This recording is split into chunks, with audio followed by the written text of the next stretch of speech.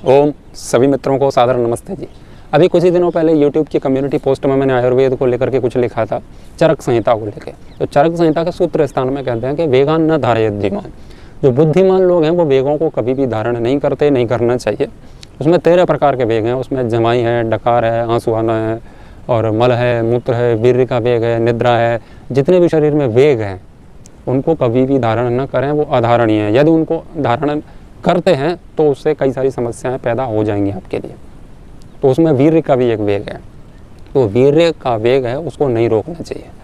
यानी कि जब आप सहवास कर रहे हैं, सहवास के समय वीर्य स्खलन का जो समय हुआ उस समय हम रोक जाते हैं अपने आप को थोड़ा लंबा समय तक चलने के लिए, फिर वो आया फिर रोक दिया। ऐसा करेंगे तो नपुंसकता है, ऐसा कहता है आयुर्वेद। तो जब आए तो जाने दो, रोकना नहीं है। ये हुआ वेगों को ना रोकना, ये शरीर का वेग है। ये अधारणीय वेगों में आता है। धारणीय वेग मन के हैं। क्रोध आए तो उसे रोको, काम की भावना आए उसे रोको। तो काम की जो भावना है उसको रोकना वो ब्रह्मचर्य है। किसी भी स्त्री को देखा मन किया करने का, फिर उसको रोको, नहीं करना है। तो जो नहीं करना है वो ब्रह्मचर्य का पालन है, वहाँ रोकना है उसको। मन को वश में करना ब्रह्मचर्य है। तन तो वश में हो ही जाएगा यदि मन वश में हो गया तो, क्योंकि तन तो वही करता है जो मन करता है।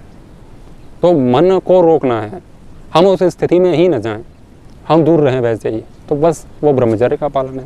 और यदि किसी भी समस्या के कारण, मन में अनियंत्रित होने के कारण, या जो कुछ भी हो रहा है पुत्र प्राप्ति के लिए या जो कुछ भी हो, यदि इस स्थिति में हम कूद ही गए उस भंवर में, तो वहाँ पहुँच के उसको नहीं रोकना है।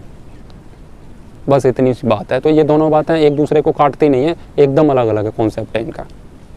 तो जैसे आंसुओं का वेग, उसको नहीं रोकना चाहिए। आंसुओं का वेग कौन नहीं रोकता? महिलाएं नहीं रोकती। महिलाएं इस मामले में बहुत एक्सपर्ट हैं।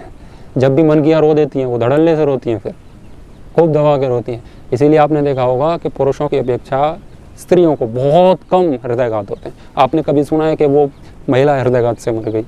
पुरुष ही मरते हैं, क्योंकि ये हर चीज़ को झेल जाते हैं, रोते नहीं हैं। अब मैं ये नहीं कह रहा हूँ कि तुम रो ही, यानी कि हमारे जीवन ऐसा होना ही नहीं चाहिए कि रोने की कोई बात ही आए। शौक ऐसा हमारे जीवन में होना नहीं चाहिए, डिप्रेशन होना ही नहीं चाहिए। ऐसा जीवन जिए तो रोने की कोई बात ही नहीं है। लेकिन आंसू आ रहे हैं, गले में दर्द हो रहा है, ऐसा लग रहा है कि हम रुक नहीं रहा है, तो जाने दो।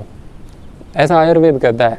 ये शरीर की दृष्टि से है, नहीं तो उसमें दूसरे रोग आते हैं।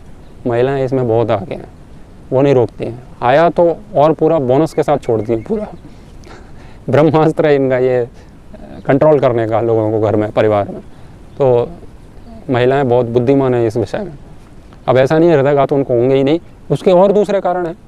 लेकिन जितने कारण हैं उनमें से एक कारण ये है, वो कारण हट जाता है स्त्रियों का। पुरुषों में ये, पुरुष सब कुछ पी जाता है, जितना ही गम हो, बहुत कम रोता है, इसलिए ये समस्या होती है। अब इसी के कारण नहीं होती, इसके भी बहुत सारे कारण हैं। हर चीज़ का एक ही कारण नहीं होता। तो मन को वश में रखना है, ये ब्रह्मचर्य है। और फिर तन वहाँ पहुँच गया है तो उसको वहाँ वश में न करें। तो दोनों बातें अलग अलग हैं। आशा है आपको स्पष्ट हो गया होगा। आप सभी का बहुत बहुत धन्यवाद। ओम शांति।